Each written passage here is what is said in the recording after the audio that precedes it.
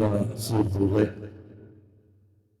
കോൺഗ്രസ് പ്രവർത്തകരെ, നിലപാടുകളൊരു രാജകുമാരൻ എന്നറിയപ്പെടുന്ന വി ഡി സതീശന്റെ തിരഞ്ഞെടുപ്പ് കൺവെൻഷൻ, നിലപാടുകളുടെ ചക്രവർത്തി എന്നറിയപ്പെടുന്ന വി എം സുധീരനാൽ ഉദ്ഘാടനം ചെയ്യപ്പെട്ടു കഴിഞ്ഞു. അതിലൊരു സാക്ഷിയായി ഇവിടെ നിൽക്കാൻ എനിക്ക് സാധിച്ചത് ഞാൻ വളരെ കൃതാർത്ഥനാണ്. വേദിയിലിരിക്കുന്ന എല്ലാ സുഹൃത്തുക്കളോടും ഞാൻ എൻ്റെ കടമ ഇതല്ല, എനിക്ക് അവകാശപ്പെട്ട ഒരു സംഭവമുണ്ട്. ഇപ്പൊ വി എം പറഞ്ഞ പോലെ അദ്ദേഹമാണ് തെരഞ്ഞെടുപ്പ് കൺവെൻഷൻ തുടർച്ചയായിട്ട് ഉദ്ഘാടനം ചെയ്യുന്നു എന്ന് പറഞ്ഞ പോലെ തെരഞ്ഞെടുപ്പ് കമ്മിറ്റി ഓഫീസ് വർഷങ്ങളായിട്ട് ഉദ്ഘാടനം ചെയ്യുന്നത് ഞാനാണ്. അപ്പൊ ഭൂരിപക്ഷത്തിന്റെ ഒരു അംശം എനിക്കുണ്ട്. ഞാൻ അധികം വി എം ഇപ്പൊ പറഞ്ഞു കഴിഞ്ഞു, എല്ലാ കാര്യങ്ങളൊക്കെ പറഞ്ഞു കഴിഞ്ഞു. ഞാനൊന്നും പറയുന്നില്ല. എന്നൊരു രണ്ട് കഥകൾ പറഞ്ഞിട്ട് ഞാൻ പോയിക്കോളാം. 2-3 കഥകൾ പറഞ്ഞിട്ട് ഞാൻ പോയിക്കോളാം. ഞാൻ ഈ ഒരു 5-6 മാസം മുമ്പ് ഒരു മുഖ്യമന്ത്രിയുടെ വാർത്താ സമ്മേളനം കണ്ടു. അപ്പൊ അതിൽ പറയുന്നത് അദ്ദേഹത്തിന്റെ ബന്ധുവാണോ സുഹൃത്താണോ ഞാൻ മറന്നുപോയി. സുഹൃത്തിന്റെ മകൻ അമേരിക്കയിൽ നിന്ന് വന്നു. അമേരിക്കയിൽ നിന്ന് വന്നിട്ട് പറഞ്ഞു, കേരളം കണ്ടപ്പോൾ ആ പയ്യൻ പറഞ്ഞു, കേരളം ഇത് എന്തൊരു മാറ്റമാണ്, അമേരിക്ക പോലും തോറ്റുപോകുമെന്ന് പറഞ്ഞു. അപ്പൊ എനിക്ക് സംശയമായി, ഈ പയ്യൻ ആരായിരിക്കും, എവിടെ ഉണ്ടാവും ഇപ്പൊ പയ്യൻ? അങ്ങനെ ഞാൻ ഈ പയ്യൻ അന്വേഷിച്ചു തന്നു. എനിക്ക് പയ്യനെ കാണാൻ പറ്റി. നമ്മുടെ ഉളമ്പാറുള്ള മാനസിക ആശുപത്രിയിലായിരുന്നു. കാരണം ഞാൻ അച്ഛനോട് ചോദിച്ചു, എന്താ ഇവിടെ കൊണ്ടൊക്കെ എടുത്തത്? അല്ല സലീമിന് അറിയാമല്ലോ, 2-3 പ്രാവശ്യം സലീം അമേരിക്കയിൽ വന്നതല്ലേ. അപ്പോ ഈ കേരളം കണ്ടിട്ട് അമേരിക്ക എന്ന് പറയാൻ അപ്പൊ തന്നെ അവന് കുഴപ്പമുണ്ടെന്ന് മനസ്സിലായി. അതിന്റെ പേരിലാണ് ഞാൻ ഇവിടെ അഡ്മിറ്റ്. ഇപ്പൊ പോയിട്ടോ, കരണ്ടൊക്കെ അടുപ്പിച്ച് പോയി, ആള് പോയി.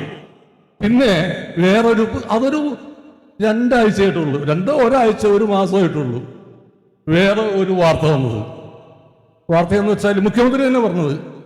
അപ്പോ പി രാജീവ് അദ്ദേഹത്തിനോട് എന്ന് പറഞ്ഞു, ഒരു വ്യവസായി വന്നുണ്ട് കേരളത്തിൽ പണം മുടങ്ങാൻ വേണ്ടിയിട്ട്. അപ്പൊ മുഖ്യമന്ത്രി വിചാരിച്ചു വളരെ നിസ്സാരമല്ല, പൈസ മുടക്കാൻ വേണ്ടി വന്നേണെന്ന് വിചാരിച്ചു. അങ്ങനെ ഈ വ്യവസായി വന്നു. ഈ വ്യവസായിക്ക് പേരില്ല കേട്ടോ, പേര് പറയില്ല പുള്ളി. പയ്യനും പേരും അഡ്രസ്സൊന്നുമില്ല, വ്യവസായിക്കും പേരും അഡ്രസ്സൊന്നുമില്ല. അപ്പൊ ആ വ്യവസായി വന്നു. അപ്പൊ എത്ര രൂപയാണ് മുടക്കാൻ ഉദ്ദേശിക്കുന്നത്? 3 ലക്ഷം കോടിയാണെന്ന് പറഞ്ഞു. അപ്പൊ പുള്ളി ഞെട്ടി, മുഖ്യമന്ത്രി ഞെട്ടിയിട്ട് ചോദിച്ചു, എന്താണ് കേരളത്തിൽ 3 ലക്ഷം കോടി മുടക്കുന്നത് എന്താണെന്ന് ചോദിച്ചു. അപ്പൊ അദ്ദേഹം പറഞ്ഞത്, വ്യവസായ സൗഹൃദം ലോകത്ത് ഇത്രയുള്ള ഒരു സ്ഥലം ലോകത്ത് എങ്ങുമില്ല. ആന്തൂർ സാധനെ പോലുള്ളവരൊക്കെ എങ്ങനെയാണ് നിങ്ങൾ സഹായിച്ചത്? അപ്പോ ഇത് കേട്ടപ്പോൾ ഞാൻ വീണ്ടും ഇയാളെ അന്വേഷിച്ചു വന്നു. അയാൾ അന്വേഷിച്ച് വന്നപ്പോ അയാള് നമ്മളെ പയ്യൻ കിടന്നില്ലേ, അതിന്റെ ഇപ്പുറത്തെ വാർഡിൽ. അങ്ങനെ ഇല്ലാത്ത കഥകള്. അപ്പൊ ഡോക്ടർ പറയാണ്, മൂലമറ്റൊക്കെയുള്ള പവർ വെച്ച് ഷോക്ക് കൊടുത്തിട്ട് തീർന്നില്ല, ഇനി കഠിനംകുളത്തുനിന്ന് മറ്റേ താപനിലയിൽ നിന്ന് വൈദ്യുതി വന്നാല ഇയാളുടെ ഇത് ഭ്രാന്തി മാറുള്ളൂ എന്ന് പറയാം. അങ്ങനെ ഓരോ ദിവസം തോറും ഓരോ തള്ളു. കായിക മന്ത്രിയുടെ പേരിൽ വേറൊരു തള്ളു. നിങ്ങളൊക്കെ കേട്ട് കാണാം, മെസ്സി വരും കേട്ടോ, മെസ്സിയുടെ വരും, കലൂർ സ്റ്റേഡിയത്തിൽ വരും. കലൂർ സ്റ്റേഡിയത്തിൽ വന്നിട്ട് കൈരളി TV-യിൽ കോമന്റ് ഷോ അവതരിപ്പിക്കും. അങ്ങനെ പല ഇതുണ്ടായിരുന്നു. അവിടെ പണിയുന്നു, ഇവിടെ പണിയുന്നു. അപ്പോ മെസ്സി ഇവിടെ വരും, ഇന്ത്യയിൽ വരികയും ചെയ്തു. ആന്ധ്രാപ്രദേശിൽ വന്ന്, ബോംബെയിൽ വന്ന്, ഡൽഹിയിൽ വന്നു. അപ്പൊ ഞാൻ മെസ്സിനോട് ചോദിച്ചു, മെസ്സി എന്താണ് കാരണം? താൻ ബോംബെയിൽ വന്ന്, ഹൈദരാബാദിൽ വന്ന്, ഡൽഹിയിൽ വന്ന്, ഞങ്ങളുടെ കേരളത്തിൽ വരാൻ എന്താണ്? അപ്പൊ അദ്ദേഹം എന്നോട് പറഞ്ഞു, ചേട്ടാ വേറൊന്നും വിചാരിക്കരുത്, കേരളീയരുടെ ഒരു ദേഷ്യമില്ല. എനിക്ക് 8 ബാലൻഡർ പുരസ്കാരമുണ്ട്. ബാലൻഡർ പുരസ്കാരം അറിയാലോ, ലോകത്തിലെ ഏറ്റവും മികച്ച ഫുട്ബോളർക്ക് കൊടുക്കുന്ന പുരസ്കാരമാണ്. അത് 8 സ്വർണ്ണ പന്തുകളാണ്. അയ്യപ്പസ്വാമിയുടെ സ്വർണം കെട്ട യോമാരി എന്റെ ബാലൻഡർ പുരസ്കാരം വെറുതെ വെക്കുമെന്ന് ചേർന്ന് തോന്നുന്നുണ്ട? അങ്ങനെയൊക്കെ ചെയ്യാൻ ചേട്ടാ മറ്റാരുണ്ട് LDF അല്ലാതെ?